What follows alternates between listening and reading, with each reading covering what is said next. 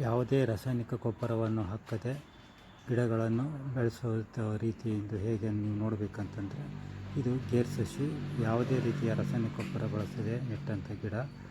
ಇದನ್ನು ನೆಟ್ಟು ಒಂದು ಅಥವಾ 2 ವರ್ಷ ನಂತರ ಇದು ಒಳ್ಳೆಯ ರೀತಿಯಿಂದ ಬೆಳವಣಿಗೆಯನ್ನು ಹೊಂದುತ್ತದೆ. ಇದರಲ್ಲಿ ಬೆಳೆಯಬೇಕಾಗಿದ್ದ ವಿಷಯ ಅಷ್ಟೇ, ಒಳ್ಳೆಯ ರೀತಿಯಿಂದ ಈ ಮಡ್ಡಿ ಗೊಬ್ಬರವನ್ನು ಹಾಕಿ ನೆಟ್ಟರೆ 1 ಅಥವಾ 2 ವರ್ಷದಲ್ಲಿ ಯಾವುದೇ ಗಿಡವಾದರೂ ಒಳ್ಳೆಯ ರೀತಿಯಿಂದ ಬೆಳೆದು ಫಲವನ್ನು ನೀಡುತ್ತದೆ.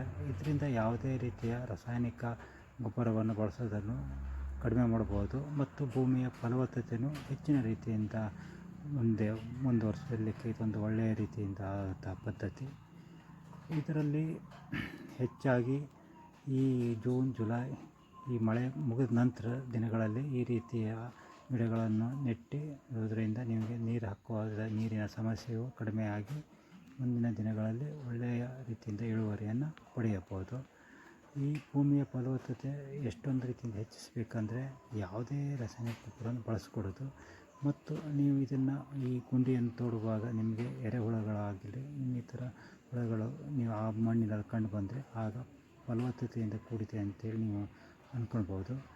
ನಾವು ನಿರಂತರವಾಗಿ ಇದೇ ರೀತಿಯ ಕೃಷಿ ಪದ್ಧತಿಯನ್ನು ನಮ್ಮ ಕುಟುಂಬದಲ್ಲಿ ಅಳವಡಿಸ್ಕೊಂಡು ಬಂದಿದ್ದೀವಿ.